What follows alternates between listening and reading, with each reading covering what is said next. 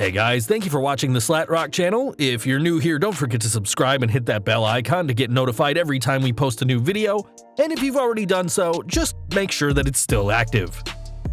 Here's your news for December 18, 2019.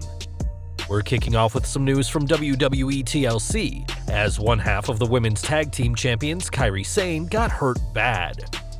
We're not quite sure how bad her injury is, but it must have been serious, as after taking a few really bad bumps in a row, her tag partner Asuka was left to finish the match alone. Charlotte Flair probably didn't know how badly Sane was hurt, as she insisted on slapping the petite superstar around and powerbombing her on the outside before Sane was able to communicate to Becky Lynch that she was injured. Now, fan footage from the Reddit user The Fucking Man has emerged showing the man roll Sane under the ring to protect her for the rest of the TLC match.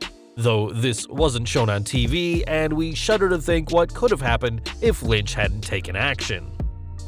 According to Pro Wrestling Sheet, Sane was checked out by doctors after the event but was declared unable to compete, and though she did appear on Raw for Asuka's match against Deonna Purrazzo, the Pirate Princess didn't get physical. From a report by the PW Insider, Sane has been removed from several upcoming shows, including next week's Boxing Day event in Madison Square Garden. The show was supposed to see the Kabuki Warriors defend their titles against Flair and Lynch in a steel cage match, but it's now been changed to a singles cage affair between the Empress and the Man. This same report has also said that while Sane has privately said she's fine and given a thumbs-up tweet to her fan, the company is not wanting to take any risks with one half of the reigning WWE Women's Tag Team Champions. Though Sane will eventually return to a WWE ring, the same can't be said for Sin Cara, as after 9 years, the character is officially over. The Cara name that debuted shortly after WrestleMania 27 has been most recently used by Unico, but after being released by WWE, he went to Instagram to reveal his new name of Cinta de Oro. A name steeped in tradition, the moniker is to honor the legendary Mexican luchador of the 1980s, and the former superstar revealed that he received the blessing of both sons of the original Cinta de Oro. According to Lucha Blog, the name is from the same man who helped train him, and Cara has also been spotted sporting a golden ribbon on his mask as a tribute. The new Cinta de Oro filed a trademark for the name back in July, but it hasn't been approved yet, as there is a woman named Maria Zarate who claims to have owned the name since 2016. Obviously, WWE wasn't going to let him keep the Sin Cara name, but according to Mike Johnson of the PW Insider, the Masked Marvel is telling potential bookers that they shouldn't worry about the standard 90-day no-compete clause that follows all released WWE superstars. That same report is also stating that Cinta de Oro is close to signing a contract with AAA after making a run-in appearance over last weekend. Even if Cinta de Oro doesn't sign with AAA, there are still plenty of promotions out there, such as All Elite Wrestling. This week, AEW VP Cody Rhodes spoke to TalkSport's Alex McCarthy and was asked about the recently released Luke Harper. It seems that the former Wyatt family member is certainly a target for the new promotion, as Cody revealed he would be great as part of AEW. He's a name that when you hear that they've asked for the release, you definitely think about that and the next steps for sure. I think he's going to flourish with what he does next. He's very special. Time will tell whether Harper, now going as Brody Lee, signs with AEW, but the former Intercontinental Champion should know that there is a spot waiting for him in the young company. Back to WWE now, and though TLC may have been a huge send-off for the pay-per-views of the 2010s, this wasn't reflected in Raw's viewing figures. According to Showbuzz Daily, the Red Brand averaged 2.05 million fans, down from last week's 2.15 million, and ranked 4th, 6th, and 11th in terms of the 18 to 49 demographics. Ahead of the first hour was Monday Night Football, its pre-show, and the Sports Center that was after it. 3 episodes of Love and Hip Hop outdrew the second hour in terms of demo ratings, and Below Deck and Monday Night Countdown beat out Raw's third. Breaking the numbers down, the show started with an average 2.2 million fans, which dropped to 2.09 million in Hour 2, before descending to 1.85 million in Hour 3, making this week's Raw the lowest of the year. Hopefully, things will improve next week when Rey Mysterio defends his US title against Seth Rollins, and it's very likely that Rey will have his son at ringside. Speaking to Sportskeeda this week, Ray said that he hopes for Dominic to have an official match by the end of next year, though said it was up to the 24-year-old whether he wanted to wear a mask and keep on the Mysterio name. The Ultimate Underdog did say that he would love to share the ring with his son in some sort of tag team capacity, but interestingly didn't mention whether he would wrestle Dominic as opponents.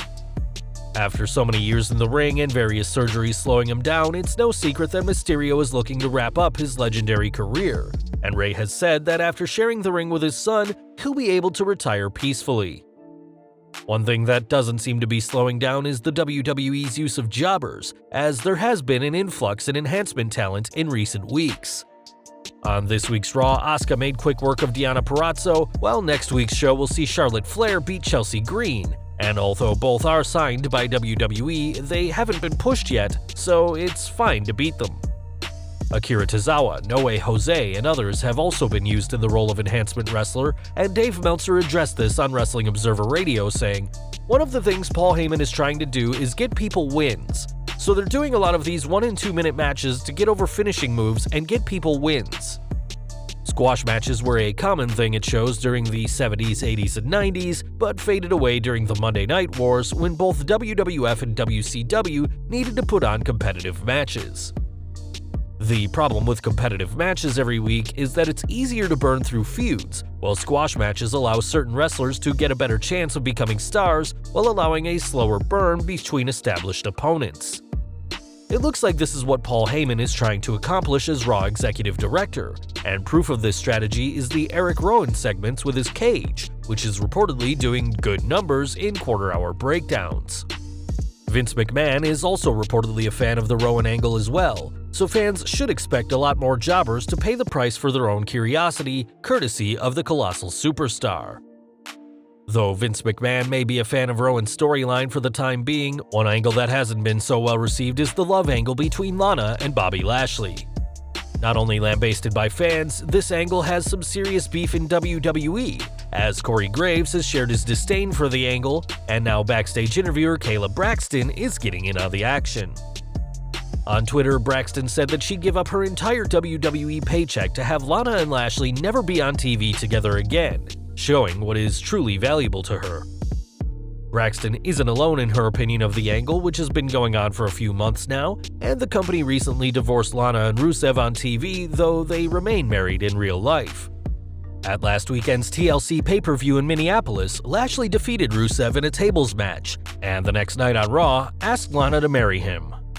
Some more love drama for you now, as John Cena isn't around Nikki Bella's life anymore, and it's safe to say her reality TV series was doing much better when fans could see him.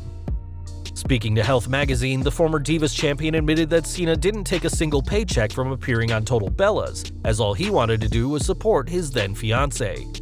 She said, "The one thing I really regret about showcasing the breakup is that no one got to hear John's voice, and it just seemed so one-sided. I felt like that wasn't fair to him because he was on this journey with us from the beginning.